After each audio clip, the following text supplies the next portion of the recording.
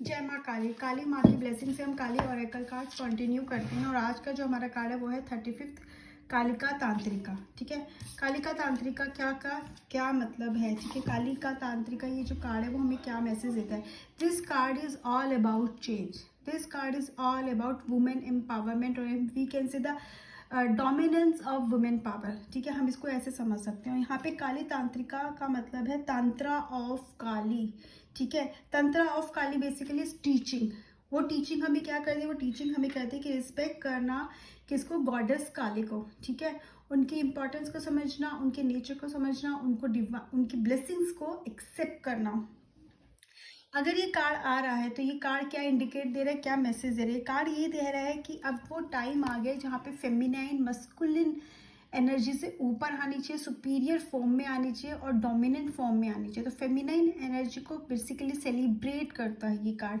तो यहाँ पे कहीं पर भी ये इसका मतलब ये नहीं है कि जो फेमिनाइन एनर्जी है is superior than masculine. No, ऐसा कुछ ही नहीं है। Feminine and masculine both energies are equal, दोनों एकदम बराबर है एक दूसरे के।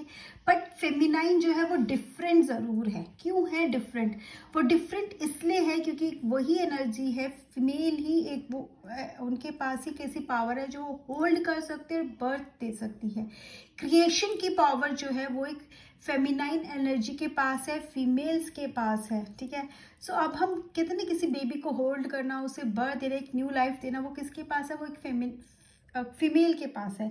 तो अब वहाँ पे उसको एक कहते हैं ना, उसको सेलिब्रेट करने का टाइम आ गया। ये तो हम शुरू से देख रहे हैं कि हाँ वो बर्थ तो दे रही है, जब से ये दुनिया बनी है तब से फीमेल है, तब से वो बर्थ दे रही है। बट क्या उसे सेलिब्रेट किया जाता है? माता की तो पूजा होती है, बट हमारी लाइफ में, हमारी डे टू डे लाइफ में क्या उनको हम इस तरह से रिस्पेक्ट देते हैं, क्या उनको वो दर्जा दिया जाता है? उसी के लिए कार्ड क्वेश्चन भी करता है, उसका आंसर भी देता है।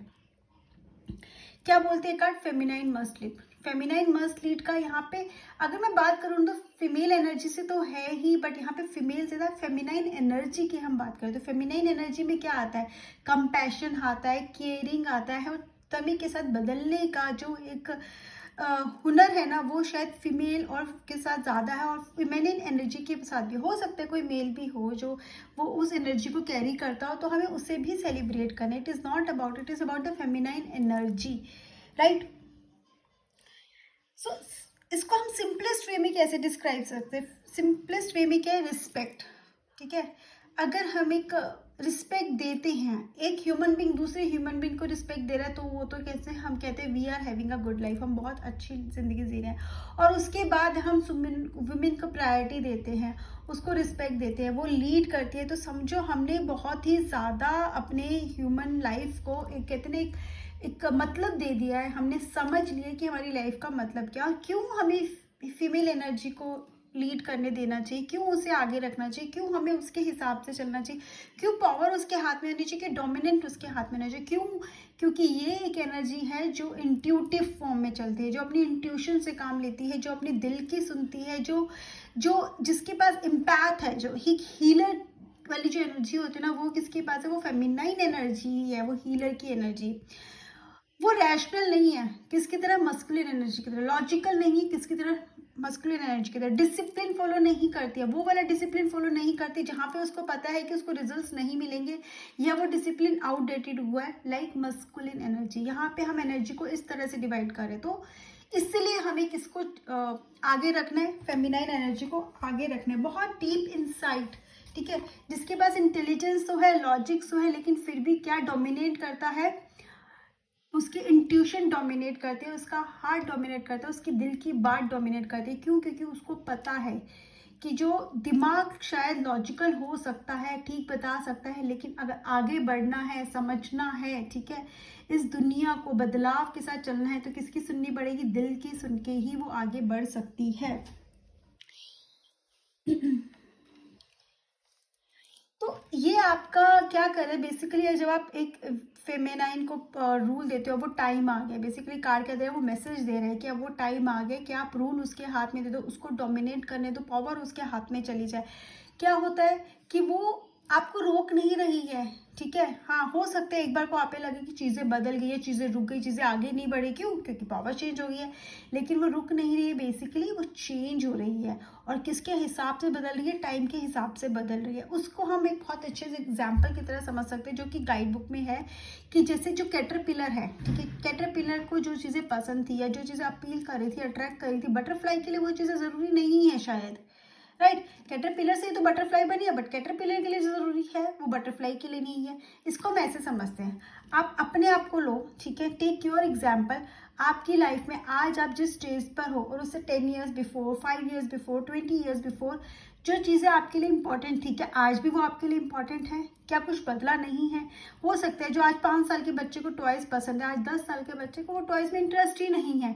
15 साल का जो बच्चा हो जाएगा उसके इंटरेस्ट और बदलेगा, टॉयज में ही इंटरेस्ट नहीं है, उसके कहीं और इंटरेस्ट होंगे, उसके मे बी गैजेट्स में इंटरेस्ट होंगे, हाईटेक टॉयज में, हाईटेक चीज़ों में इंटरेस्ट होगा। तो क्या इंटरेस्ट हमारा बदल रहा है। तो आज की जो ज़रूरत है हमें वो फॉलो करना है, और वो कौन करेगा? वो फेमिनाइन एनर्जी बहुत अच्छे से समझते हैं, उसको फॉलो करती है। तो ये कार्ड हमें मैसेज क्या दे रहा है?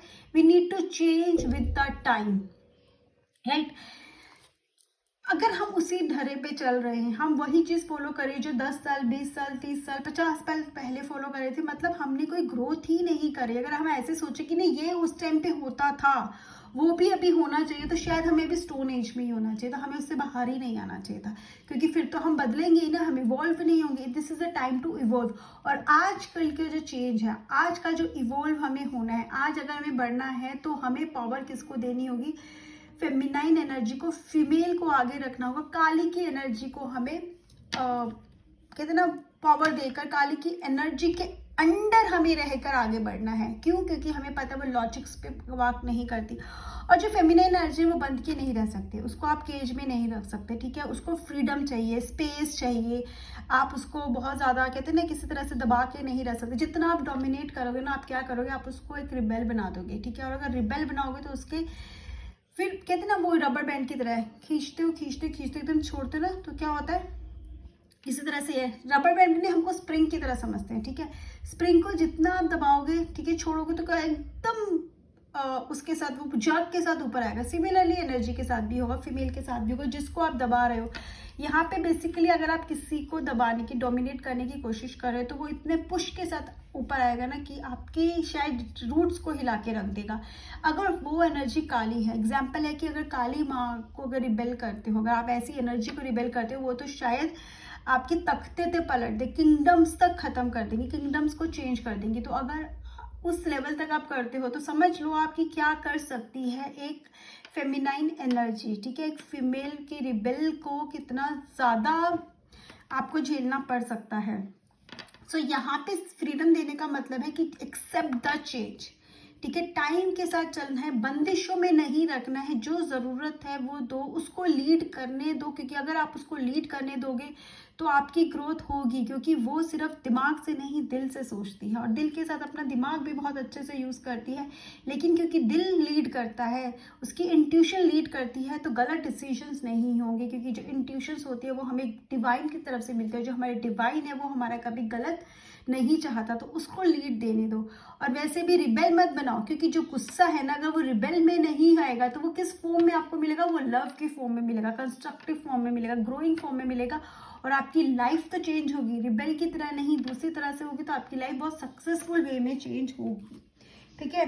और अगर ये ऑरेकल कार्ड रीडिंग में आ रहा है तो आपको बहुत अच्छा मैसेज दे रहा है कि अपनी गट को, अपनी इंट्यूशन को फॉलो करो, अलाउ करो, ताकि वो आपकी विजडम को और ज़्यादा हेल्प कर सके डिसीजंस लेने में। और आपको ना उसके बाद सिर्फ अलाउ नहीं करना, उस पर अनकंडीशनल ट्रस्ट की भी ज़रूरत है, ठीक है। ऐसा नहीं है कि अच्छा ये कर रही, सही कर रही, नहीं कर रही, ज़रूरत है भी नहीं इसकी, या फिर उसको क्वेश्चन करना, नहीं। अनकंडीशनल ट्रस्ट होगा तो अनकंडीशनल आपको सक्सेस भी मिलेगी।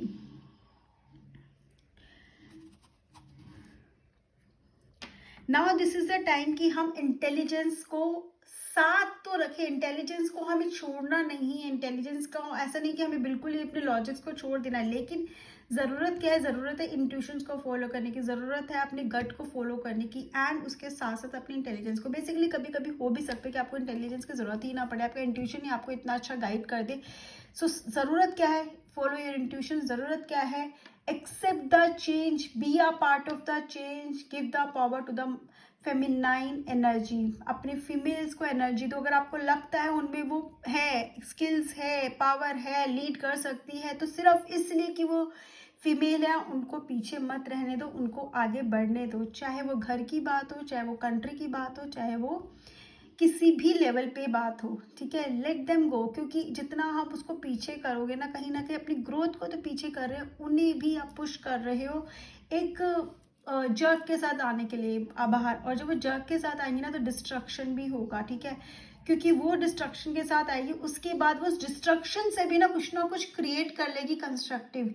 लेकिन वो डिस्ट्रक्शन की ज़रूरत नहीं पड़ेगी अगर आप उस चेंज को एक्सेप्ट कर लोगे। तो be a part of a change and allow your intuition. This is a time to accept the female energy, ठीक है, सुपीरियर पावर दो उन्हें, लीडरशिप रोल्स दोगे तो कहीं ना कहीं ग्रोथ होगी। अगर कल ओरेकल आपकी रीडिंग में आ रहा है, गाइडेंस में आ रहा है, आपके क्लाइंट के लिए आ रहा है, तो बहुत क्लियर है कि कहीं ना कहीं वो फीमेल एनर्जी को इग्नोर कर रहे हैं।